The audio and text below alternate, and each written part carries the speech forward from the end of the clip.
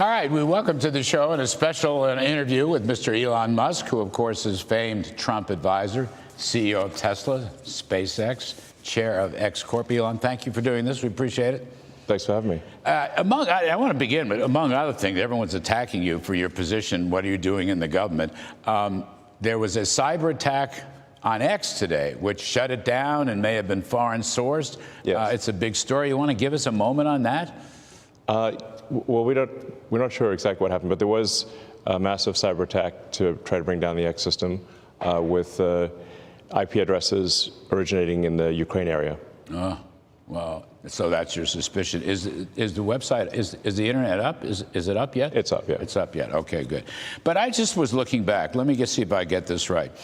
They're setting fire to various Tesla charging stations near Boston.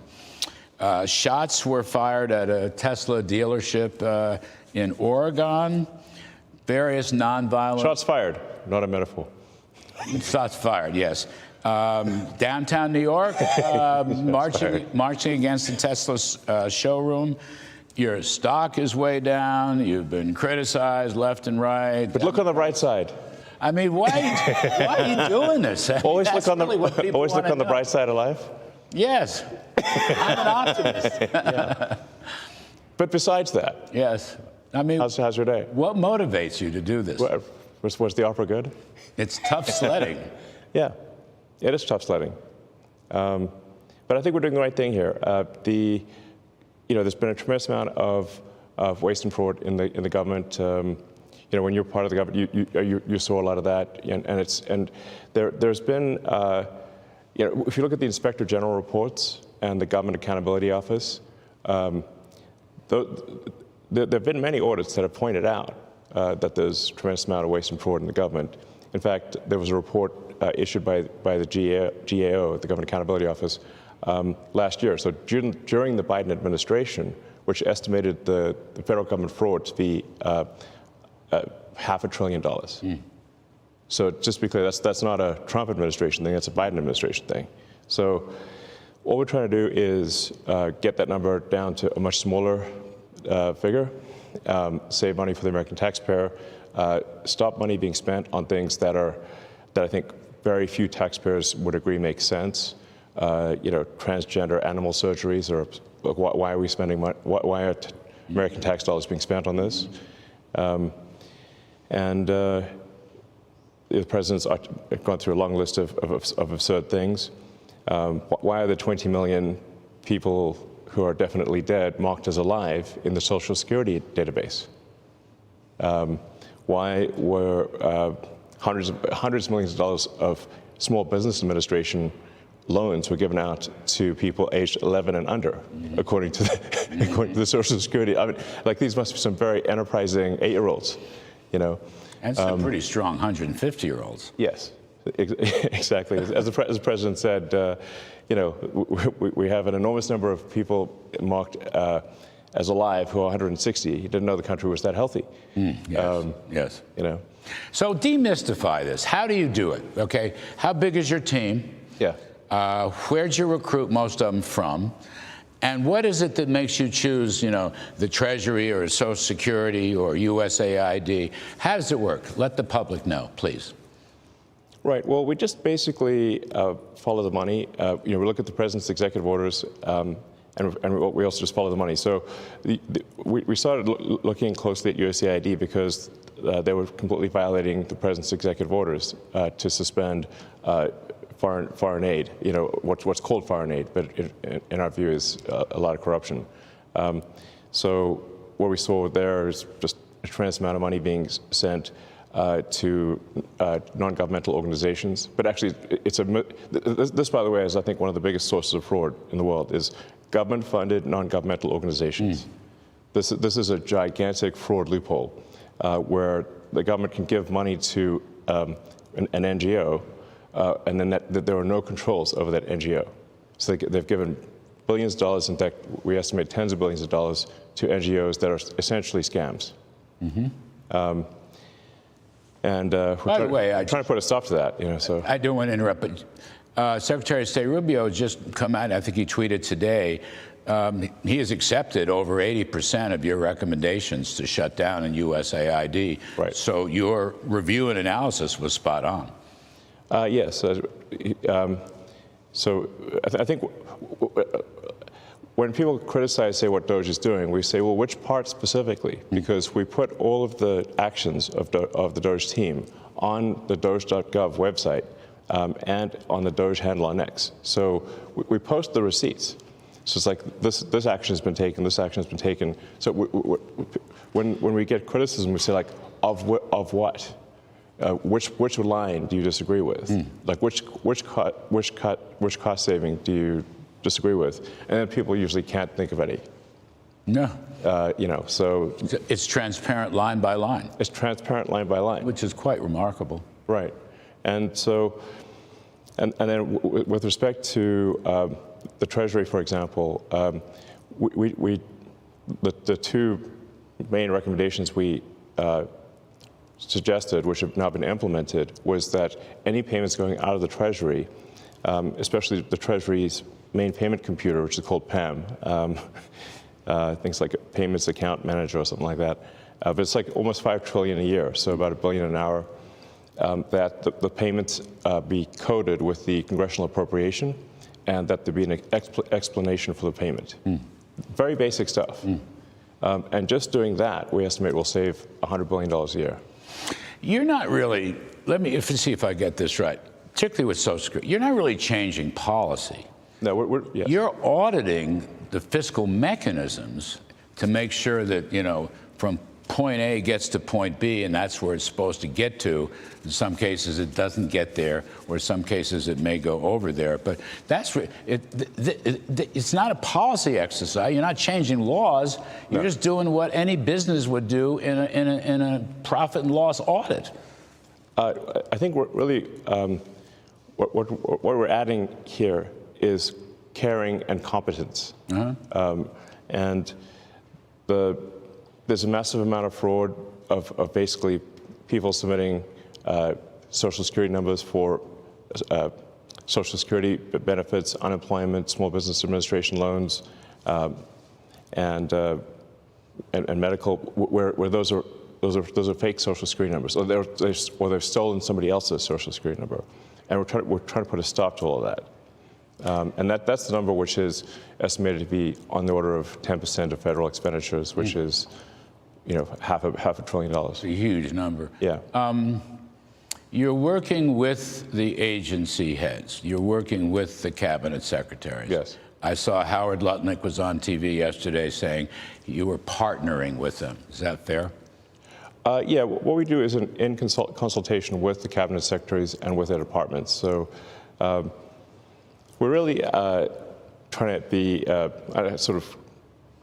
we'll refer to ourselves as tech support. We're really helping the department get a handle on things, because what actually happens here is you've got this sort of vast federal bureaucracy, and then you've got a very thin layer on top of the politically appointed officials, and what tends to happen is that the bureaucracy, frankly, is in control, and they largely ignore the politically appointed people.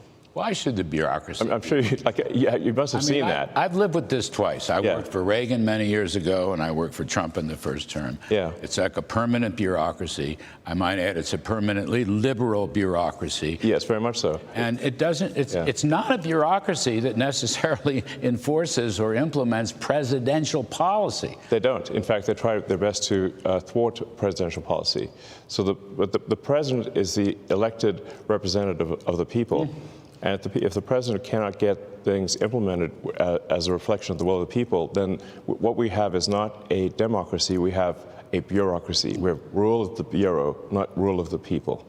And that's what we're trying to defeat here is the bureaucracy and have rule of the people. And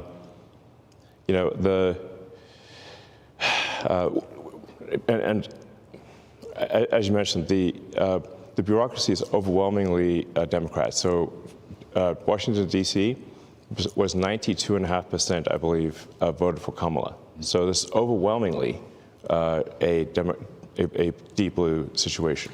How do you pick your next targeted agency or department?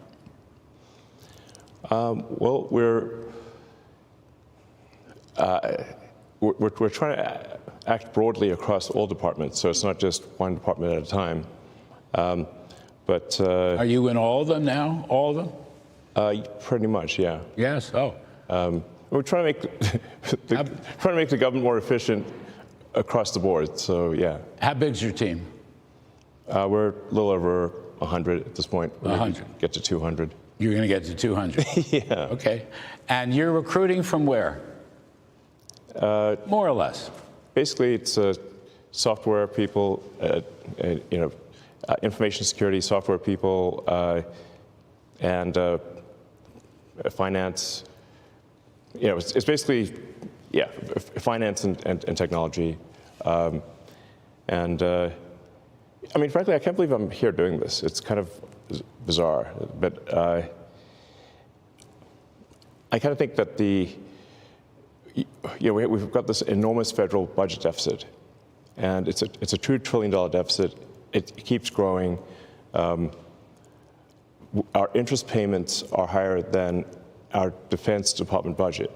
That's I think was the real wake-up call for me, was looking at seeing that the interest payments on national debt exceeded the Defense Department budget.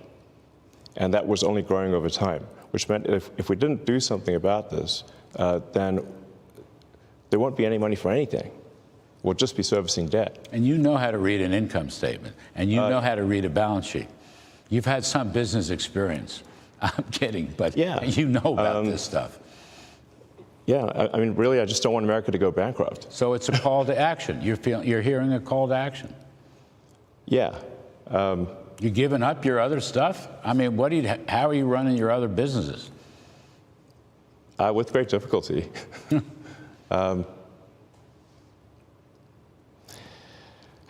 Yeah, I mean. But there's no turning back, you're saying? I'm just here trying to make government more efficient, eliminate waste and fraud, and so far we're making good progress, actually. So our savings at this point exceed $4 billion a day. Mm-hmm. So it's very significant. You think you'll wind up getting to $1 trillion? Yeah. Of savings? I mean, unless we're stopped, we will get to $1 trillion of savings. And that stuff can be translated. I mean, we've been talking. We had Russell Vogt, the OMB director, on earlier, through very rescission authority, impoundment authority. But I believe you said it earlier. It's an audit that will not gather dust on shelves. This is actually going to wind up with real savings, bend the spending baseline down. Yeah. There've been many good audits, like I said, done by inspector generals and by Government Accountability Office, and they just haven't been implemented. Nothing's been done. I think the GAO identified that there were 17 million dead people in the Social Security database several years ago. It's now 20 million, but nobody did anything about it. I think we can sort of look at this as a complaint minimization optimization. So basically, if the government sends money out to, whether it's wasteful or fraudulent, nobody complains if they receive money, but they do complain if they don't receive money. And the people that complain the loudest are the ones receiving the fraudulent money. And you're on it. Yeah. I mean, so the goal here is let's not have America go bankrupt with waste and fraud. So that's what I'm here for, and we're making good progress. Yes, you are. You're going to go another year? Yeah, I think so. Final report, middle of next year? Well, we're just getting things done as opposed to writing a report. Like say, reports don't mean anything. You got to actually take action. Yes.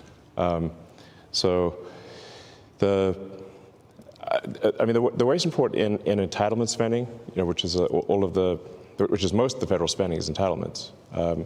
So that's like the big one to eliminate, because that's the sort of $500 billion, maybe $600-700 billion a year. that is also a mechanism by which the Democrats attract and retain illegal immigrants by essentially paying them to come here, and then turning them into voters. Yes. So this is why the Democrats are so upset about the situation, because they're losing. You know, if we turn off this gigantic money magnet for illegal immigrants, then they will leave, and they will lose voters. But you have President's support. He said so again yesterday. He completely supports your operation. Yeah. Well, thanks. But that's super. Without the President's support, we couldn't make any progress here. Yeah.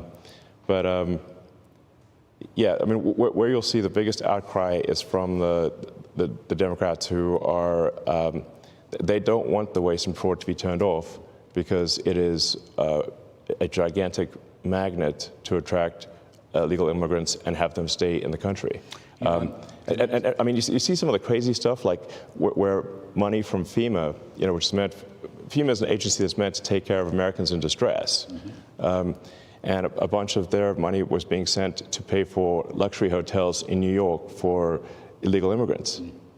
And that was happening even after the president was elected, even after he signed an executive order saying that needs to stop.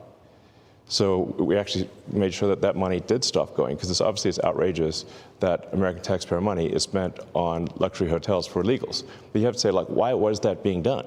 It was because the Democrats are trying to import voters, basically. Yes. I agree. Yeah. And that's also why there's no voter ID needed. In fact, in California and New York State, you're not allowed to show voter ID. Doesn't that seem insane? Insane. Yeah. I say that as a New Yorker. It's insane. Yeah, insane. And it violates the entire Constitution and the principles behind it. Yes. Producers are yelling at me to get out. I don't want to end this interview because it's too much fun. Yeah. Can I just ask you one thing, 20 seconds? Nothing to do with DOGE. Can you rescue the astronauts? Yes, we're bringing them back in a few weeks. There's not near enough attention being paid to this. You're going to get them back? We're going to get them back. God bless. Thank you. Thank you for all your service, Elon Musk. We appreciate it very much. Appreciate it. Take care. Thank you.